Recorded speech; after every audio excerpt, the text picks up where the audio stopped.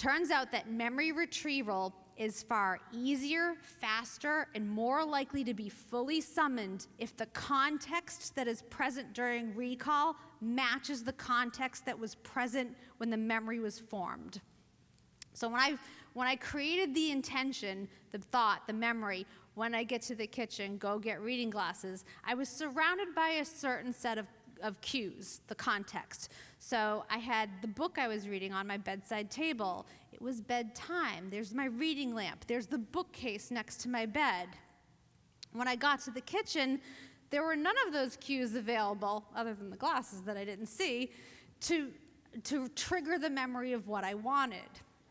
What's more, the cues in the kitchen, the refrigerator, the stove, the tea kettle, actually triggered the associations and memories of, led me down neural pathways, if you will, to meals or a cup of tea, things that would not lead to reading glasses. So actually, the new room, the cues in the new room interfere with your ability to know what you went in there for, right? So the kitchen cues don't match the cues that were available when I made the intention. So what's a person to do? So when you go into a room and you have no idea why you went in there, like, don't panic, right?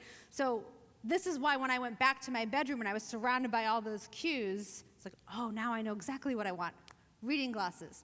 So you can either go back to the room you were just in and it will come to you, it will be delivered, or just use your imagination.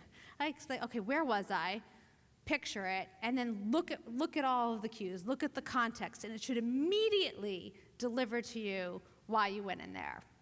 That's life-changing too.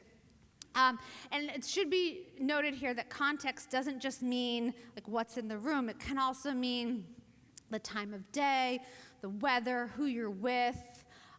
It can also be your internal state, your physiological or emotional state. So we're more likely to remember the good times when we're in a good mood and the bad times when we're feeling bummed out. Are you tired, thirsty, hungry, stressed out when you're studying for an exam or preparing for a presentation? You'll be more likely to remember what you learned during the test if the circumstances match what they were when you were studying. So if you're caffeinated while you're studying, if you're drinking, lattes from Starbucks or wherever while you're studying vocabulary words, you're going to be better able to recall those words if you're caffeinated or drinking coffee while you take the test. Why would this be so? Yeah, why would this be so? Well, it turns out that the vocabulary words aren't the only things that are getting woven into memory. Anything that's happening and that's available to your senses while you're studying those words can also be woven into the memory as well. So anything that's outside of you or inside of you while you're learning those words can become part of the memory.